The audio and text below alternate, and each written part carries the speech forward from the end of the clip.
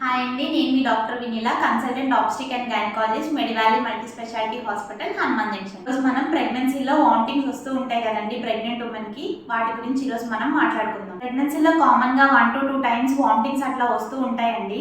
More than 5 to 6 times లేకపోతే more than 8 times అట్లా vomitings వస్తే దాన్ని మనం హైపరెన్సిస్ గ్రావిడారం అని అంటాము. అట్లా వామిటింగ్స్ అట్లా అవుతూ ఉంటే వెంటనే మీ గైనకాలజిస్ట్ని కన్సల్ట్ అవ్వండి. వామిటింగ్స్ వచ్చే అవకాశం ఉంటుందంటే ఫస్ట్ టైం ప్రెగ్నెన్సీ అయిన వాళ్ళు, అంటే ప్రైమీ వాళ్ళకి, లేకపోతే మల్టిపుల్ ప్రెగ్నెన్సీ వాళ్ళకి, అంటే ఏమైనా ట్విన్స్ ఉన్నా ట్రిప్లెట్స్ ఉన్నా అట్లాంటి వాళ్ళకి వామిటింగ్స్ ఎక్కువ అయ్యే అవకాశం ఉంటుంది. ఎందుకంటే హార్మోన్ లెవెల్స్ అవన్నీ ఎక్కువ ఉంటాయి కాబట్టి. ఏంటంటే హైడ్రైడ్ ఫర్ మోల్ అంటే ముత్యాల గర్భం అని అంటాం కదండి, వాళ్ళలో కూడా బీటా హెచ్సిజీ లెవెల్స్ ఎక్కువ ఉంటాయి కాబట్టి వామిటింగ్స్ ఎక్కువ అయ్యే అవకాశం ఉంటుంది. ఎక్కువసార్లు వాంతులు అయ్యే వాళ్ళు తీసుకోవాల్సిన జాగ్రత్తలు ఏంటి అంటే ఫస్ట్ డైట్ అండి.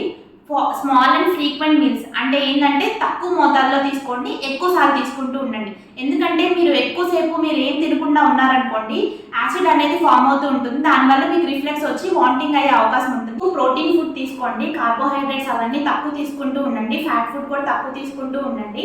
స్పైసీ ఫుడ్స్ అవన్నీ కంప్లీట్గా అవాయిడ్ చేసేసేయండి. ఆయిలీ ఫుడ్స్, బయట ఫుడ్స్ అన్నీ కంప్లీట్గా అవాయిడ్ చేసేసేయండి. ప్లస్ వాటర్ కూడా ఎక్కువ తీసుకుంటూ ఉండండి. వాటర్ ఎక్కువ తీసుకున్నా అది కూడా స్మాల్ క్వాంటిటీస్లో వాటర్ తీసుకుంటూ ఉండండి. వాటర్ కంటెంట్ ఉన్న ఏం తీసుకోవాలి అంటే బార్లీ నీళ్ళు, మజ్జిగ, గంజి, ఇంకా కొబ్బరి నీళ్ళు అట్లాంటివి ఎక్కువ తీసుకుంటూ ఉండండి. జ్యూసులు కూడా అట్లాంటివి ఎక్కువ తీసుకుంటూ ఉండండి. ప్లస్ ఏంటి అంటే ప్రీనేటల్ వైటమిన్స్, ఫోలిక్ యాసిడ్ ముందు నుంచే తీసుకుంటుండే 6 వారాలు ప్రెగ్నెన్సీ కంటే 6 వారాల ముందు నుంచే ఫోలిక్ యాసిడ్ టాబ్లెట్స్ అవన్నీ తీసుకుంటూ ఉండండి. లైఫ్ స్టైల్ మోడిఫికేషన్స్ చేంజ్ చేసుకోవాలంటే స్మోకింగ్ ఏమైనా అలవాటు ఉన్నా, ఆల్కహాల్ ఏమైనా అలవాటు ఉన్నా అది కంప్లీట్గా అవాయిడ్ చేసేయండి.